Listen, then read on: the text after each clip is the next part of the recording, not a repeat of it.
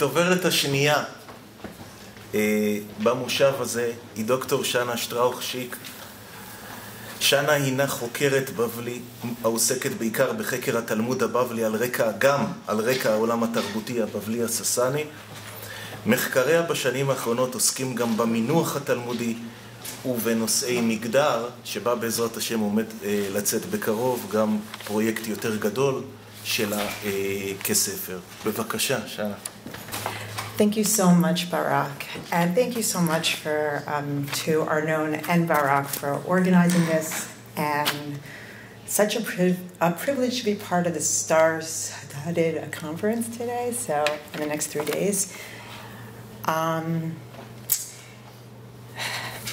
so my talk is about rabbinic sources which discuss physical violence against women.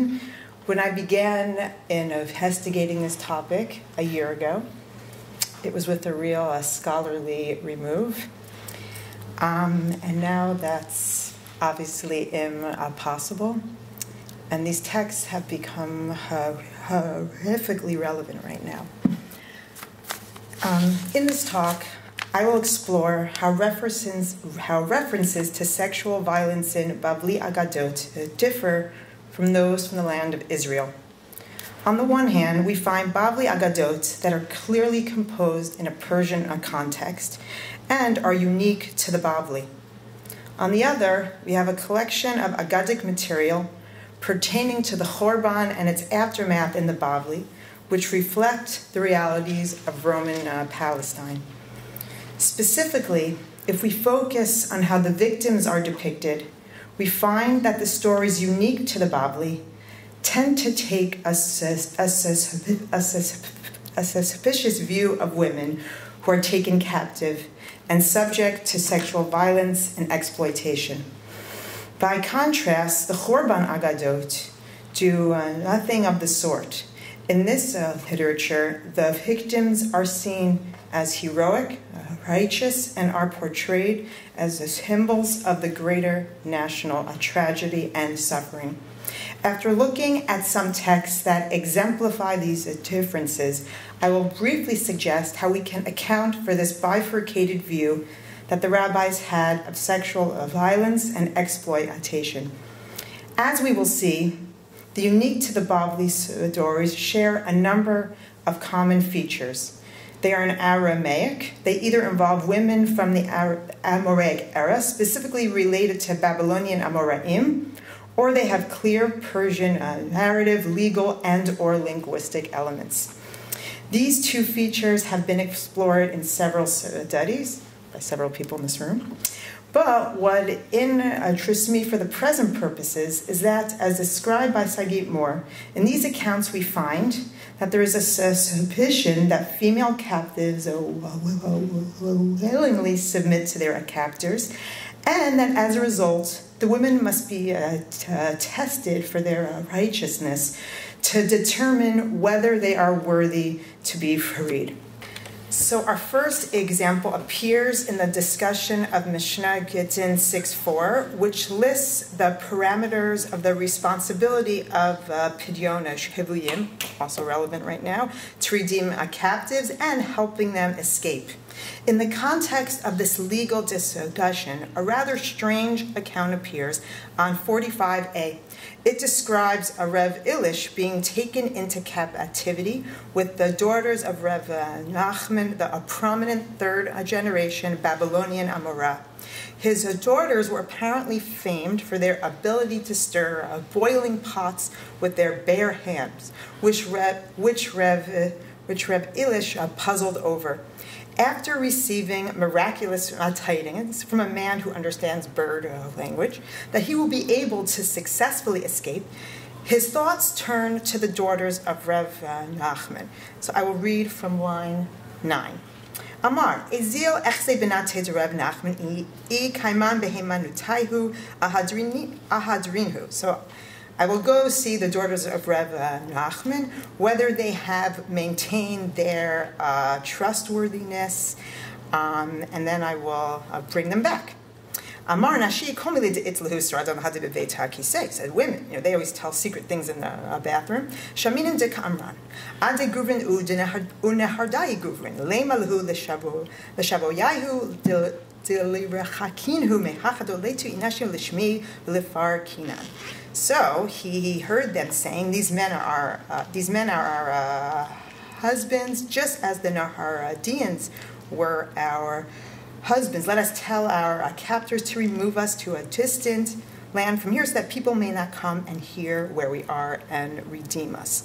This story has the hallmarks of what is often called a Stamaitic composition, including its language, the relatively obscure main character, as discussed by Barak in his paper at EAJS last summer, if you recall, and other elements. There is so much to say about this story. I feel like it's saying Jeffrey Rubinstein Darshani. But I want to focus on the suspicion that the story casts on the women held in captivity. Rev Elish suspects that the daughters of Rev Nachman have willingly submitted to their captors. He therefore subjects them to a test. He eavesdrops on them while they are in the bathroom to hear what their true feelings are. As it turns out, his suspicions are warranted. They prefer to be with their captors rather than be ransomed and returned to their husbands. The story concludes with their return home and Rev Elish's assessment that their miraculous ability to stir a cauldron without scalding themselves was clearly not due to their righteousness, but was rather evidence of sorcery. Several of these features are found in another, and this time very well-known story in Avodah Zarah 18a, the story of the daughter of Rabbi Chanina ben Teradion, who's identified as Rabbi Meir's sister-in-law, who's taken captive. In that case, Rabbi Meir is dispatched by his purported wife, Beruria, to redeem her from being made to work in a brothel. There, too, Rabbi Meir is suspicious that she has transgressed and willingly submitted to her captors. He similarly tests her to see if she's worthy that a miracle be performed for her, which uses this a very similar language as the Rev Elish account, David la Nisa. He therefore disguises himself as a guard, or according to Shai Sekunda of Bidach, the Middle Persian word for viceroy, and he propositions her. In his case, however, she twice passes the test. She's thus found to be pure and worthy of being saved. While these two stories may end in different ways, both accounts share the same suspicion of the female captive's compliance, which determines whether she's worthy to be freed. Again, the Stamaitic provenance of this story has been well documented, and Jeffrey Herman and Shai Sekunda have both described its many Persian elements, including the language, social mores, and literary motifs. And this becomes even more clear when we compare it with the Eretz Yisrael source in Sifrei Devarim 307, which is also cited earlier in the same Bavli Sugya. This describes the daughter of Rabbi Chanina ben Teradion and her parents' tragic fates and the piety with which they each accepted them. Indeed, this suspicious attitude finds its full expression in the following halachic ruling in Bavli Ketuvot 51b. Amamar Abu Shmuel Ish Yisrael she'ansa asura leba'ala chashinan shema tchilata ba'ones v'sofa beratzon. If a married woman is sexually assaulted, the father of Shmuel is hiding as forbidding her from remaining married to even her non-priestly husband on the suspicion that she consented in the course of this forced sexual act. The fourth generation Amora Rava agrees that the suspicion is warranted.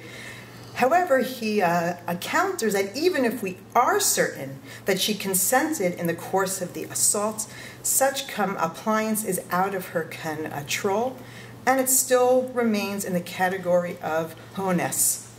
Now, the fact that it's Avua de Shmuel who says this is notable because earlier in Ketubot in 23a and in a parallel Yerushalmi, he criticizes his son Shmuel for his seeming callousness towards captive women. Now, this suspicion is not unique to cases of women who are taken into captivity or sexually assaulted. And it's unfortunately not unique to the Bavli or the worlds of late antiquity either. It would seem to reflect the Bavli's more general attitude regarding women's alleged promiscuity found in a number of halachic and agadic discussions. For example, Nashin Datana Kalot, as Jeffrey Rubenstein talked about in the Rishon Bar Yochai in the caves Dori. However, this suspicious attitude towards women and their suspected promiscuity is nowhere to be found in the stories which describe the Churban and its aftermath. Several folio after the account of Reb Nachman's daughter's captivity. The 5th chapter of Bavli Gittin includes an agadic cluster of stories which recount the two major disasters in Jewish history, the destruction of the temple in 70 CE, and the violent repression of Judea after the Bar Kokhba revolt in 135. These stories discuss their causes, the terrible suffering they brought, and their aftermath. These two have been subject to much scholarly discussion. We just saw one case in Stephen's excellent talk about Titus's gnat. But once again, I would like to turn the focus on how they depict the female victims. In a contrast with the uniquely Bavli stories we examined before, where the captive women are suspect, in the Churban accounts, the female victims are depicted as just that, blameless victims to horrific acts. There's no doubt of their righteousness and guiltless suffering at the hands of others. Also, unlike the Bavli stories, these Gittin Churban stories generally appear in Hebrew and are very similar to Eretz Yisrael parallels where they exist. There may be changes in details, but the overall accounts are more or less the same. So, for example, we have the famous account which tells of children from Jerusalem who are taken captive and transported to Rome for sexual slavery. Once the children understand what their captors have in mind for them, the girls take the initiative to jump to their deaths. The boys then follow suit. In this account, which is paralleled in Eicha Rabbah, and more closely in Kalir's Kina, the girls would rather die than be subject to sexual exploitation. Other stories in this cluster similarly stress sexual restraint, even under conditions of captivity and slavery. Finally, a highly stylized account attributed to Reish Lakish, the second generation Amor from Eretz Yisrael, tells of a woman who was sexually abused and publicly degraded. Just read a little bit of it. So, Ma'aseh v'isha achat v'tzafna ba'pni al shema. So there was an event involving a woman named Safna bat Pniel. Safnat shakol sofim v'yofia, bat Pniel bitel shel kohen gadol sheshimesh lifnei v'lifnim, shenetalel ba shabai kol halayla. So her captor abused her all night. The next day he dressed her in 7 garments and took her out to sell. And then it tells how he removes 6, he keeps removing 6 of her garments. And then when he gets to the last one, she rolls in the dirt and cries out to God. I'll read the last line. Hipshita shishach Elokim shevi'i karata v'nipasha ba'afar amar lefanav ribono sha'olam im aleinu lo chasta al kedushat shemcha hagibor lama lo tachos. Granted the stylized literary nature of this account, the woman is depicted as blameless and righteous. Her suffering becomes intertwined with God's own suffering. Her debasement is identified with the disgrace of God's name. Her beauty, which in other accounts is often made problematic, as described by Rachel Neese, here is not a sign of her guilt in any way. So how can we account for this bifurcated view that the rabbis had toward incidents of sexual violence and exploitation? On the one hand, one can view this split as reflecting the different provenances of the stories. Bavli editors preserving early Palestinian traditions on the one hand, versus tales composed by anonymous Bavli storytellers on the other. Since the Khorban stories underwent relatively little editing and revision during the course of their transmission in the Bavli, they do not express the suspicion of female captives. This is seen in how the story of Bruria's sister, Rabbi Meir, is constructed. The Bavli narrative, rather than amending an existing source, actually preserves the original Sifrei tradition and later includes an expanded story as an addendum to it.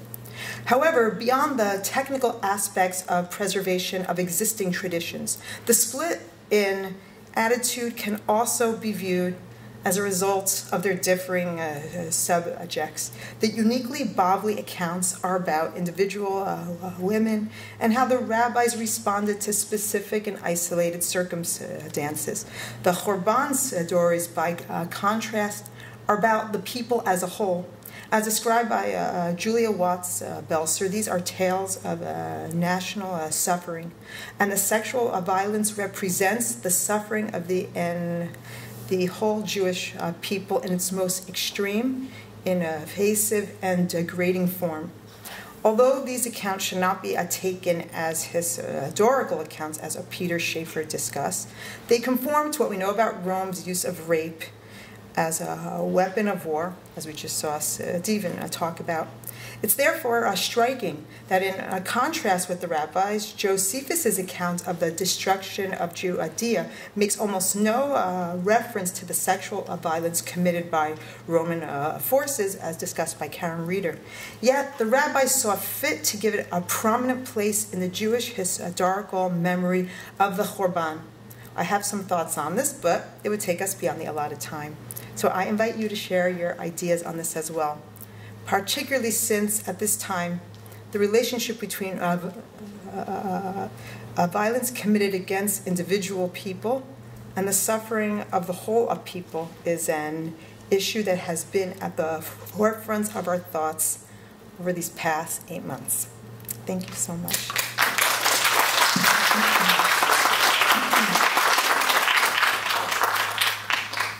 תודה רבה לדוקטור שנה שטראוך-שיק. אם יש מישהו שרוצה לשאול משהו, להעיר משהו, יש לנו איזה 5 דקות.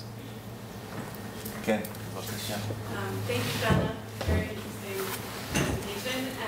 As you know, I'm working on halachic sources on the same, that overlap the same topics. I want to support the division that you make and sort of complicate the word suspicious, because the rules of shvuya, of captivity, from the Tannaitic halachic perspective, come with a presumption of rape, and you have to prove that you have not been raped in order to return to your husband, let's say. And so that there's no fault whatsoever in those sources, and yet there's already a suspicion that we might call safek or chazakah, presumption.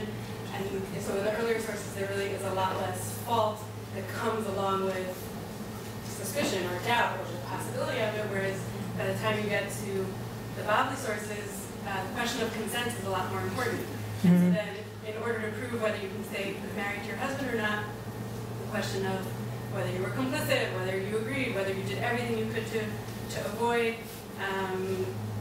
sexual abuse becomes much more significant. So that's on the halachic level, but hearing your talk also makes me think about the way that the Bavli sources as you said, rape was used as a weapon of war in order to emphasize the powerlessness of those who are conquered. And by the time you get to the Bavli, there's a sense of we will reassert power by taking it into the courtroom. We can't control what Persian captors will do. We couldn't have controlled what the Romans did, but we can control the examining of the evidence of each individual case that comes in. And so that's sort of the halachic process of free-taking power and creating an internal enemy. Right, the Rav Nachman daughter is very clearly, there's an internal enemy that needs to be cordoned off in a way that the rabbis have no power to protect themselves from the actual enemies on the outside. Wow, first of all, thank you so much. That is such an insightful points, everything you said, and thank you so much for all of that. Yeah, I mean, the Tanaitic halachic text, they're concerned with the status of a woman as a virgin or not, so her guilt, complicity doesn't really matter. And I would just add, there's some really interesting midrashic traditions about Dinah in Vayikra Rabbah and Bereshit Rabbah. Some would see her as a fault for being a yatzanit, though not all. Some see that Yaakov at fault and it's a punishment to her. But thank you so much for putting it onto a larger context, and it's so fascinating what you say. I mean, I'll just, that the Chazal have the power to educate through law, so are you perhaps saying there's an ability to be okay with the Chorban traditions as opposed to Josephus? I mean, I just think it's much to think about. אוקיי, תודה רבה להרצאה מאוד מאוד מאלפת.